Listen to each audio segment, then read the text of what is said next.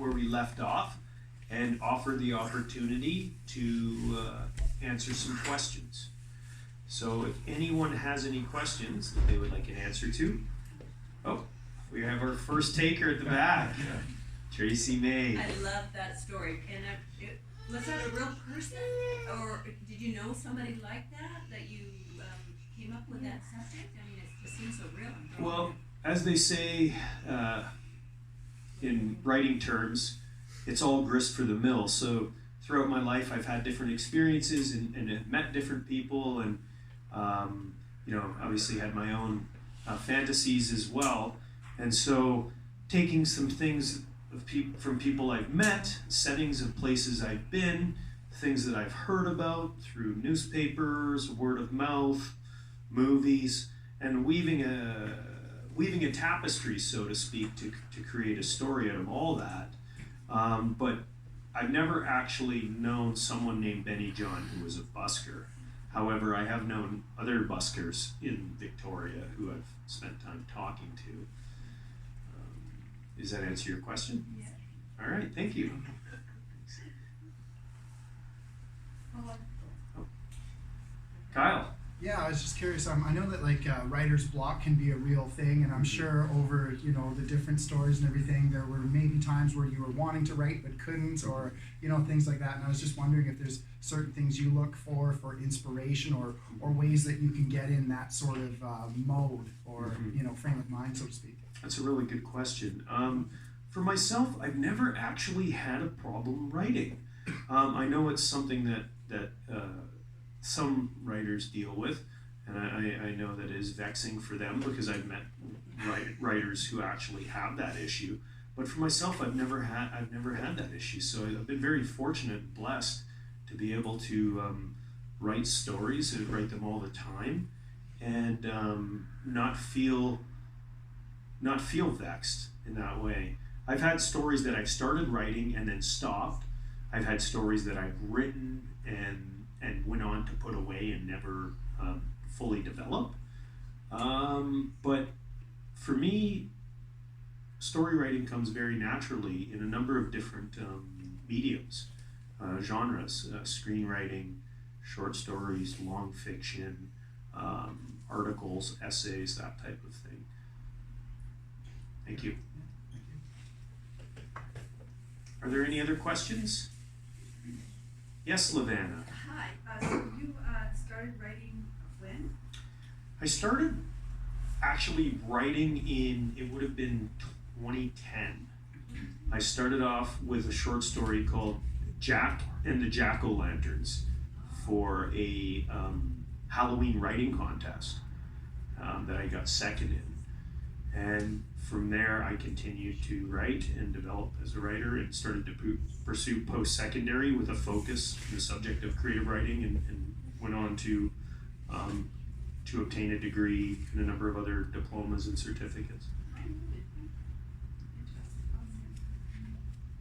Yes, Michelle. What would you find that your process is from initial concept of characters or plots or wherever you're going to actually put the story, right through to editing and your drafts, and then right to a finished product? Kind of what's your process, and how do you get from the start to the end? I should preface that by answering that question by saying that I never fully grasped how much work would go into completing a piece to a high standard that I was comfortable with. It takes a lot of revision work, at least for me. It takes a lot of proofreading. I think the only short story that I've ever heard of being written in one fell swoop without any type of revision or proofreading is a story called The Lottery by Shirley Jackson.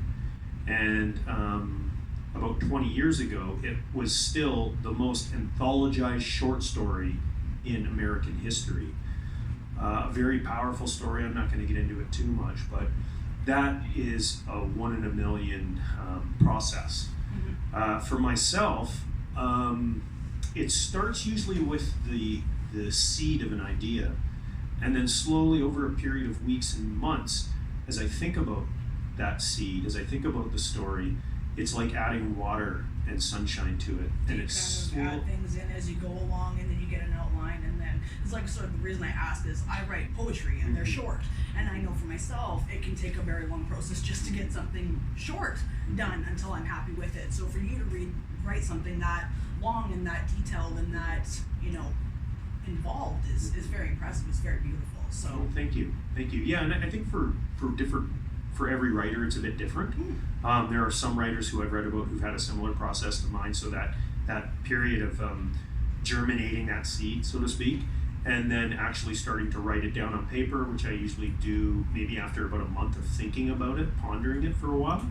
I write a rough draft, and I usually write that from start to finish. Yeah. I've done that with entire novels where I've started and written it fast, just so you can get it. So I can get it out. And I think that's the way to go, because I think one of the things that a lot of writers suffer from is a self-doubt and an insecurity in their writing. And if you try to write something finished work from the get-go, you're not going to get that far, because you're going to be stuck on the first page, unsure of what words to pick, and the diction, the sentence rhythm, the imagery, and what for myself, to get it out as fast as possible. Don't stop till the end. Keep the momentum going, hard and fast. And then when it's done, you're in the game, because you have a rough draft that you can start working with then. Absolutely. But I've met writer after writer who can't even get past the first few pages because they have self-doubt, and there's all these voices in their heads telling them it's not good enough. It or a doesn't lot sound of right. ideas that have come out too fast and bottlenecked. So for me, it's about getting it hard and fast onto the page, and then going back and starting to revise it. I used to handwrite. Now I actually I'll type from start to finish, a rough draft. Oh, wow. Yeah, I don't worry about punctuation. I don't worry about spelling mistakes. I just get it out on the paper and then go back and revise and revise and revise and revise. I've actually met some authors who've written a novel and revised their chapters 50, 60 times, each chapter. Absolutely. And that's one of the things I think that a lot of people don't understand, is the amount of work that goes into to create quality fiction. And even now, I find typos in my work. And I have editors read my work. I pay beta readers. I have professors. I've had, you name it. For my one novel, I probably had about 10 people proofread it, and they picked out things, and I made the corrections here and there. And then even still, a month later, my aunt, Judy, who's a carpenter, calls me up and leaves a message saying, "You gotta fix this. There's a typo on this page and this page." So go figure. I have a dozen beta readers, I have professors, lawyers, authors, poets reading it, saying, and here's my aunt who's a carpenter who reads maybe one book a year and picks out the typos that everyone else misses. That's pretty impressive. Aunt Judy. Are there any other questions? How long did it take to write the book from start to finish? That book, from the time that I started writing it until the time it was available in book form, was about 2 years. And a number of reasons for that. I didn't actually write the stories thinking they were going to be in a collection of short stories. I was writing the stories individually and sending them out to literary magazines and anthologies, and they were publishing them. So the majority of those stories in the collection have been published several times over in magazines, periodicals, and anthologies in Canada and the US. And it was through Humber College School of Writers, where I was enrolled out working under the mentorship of David Bergen, that I decided that I was going to publish it as a collection on his recommendation as well. And I'm really glad I did. So about 2 years.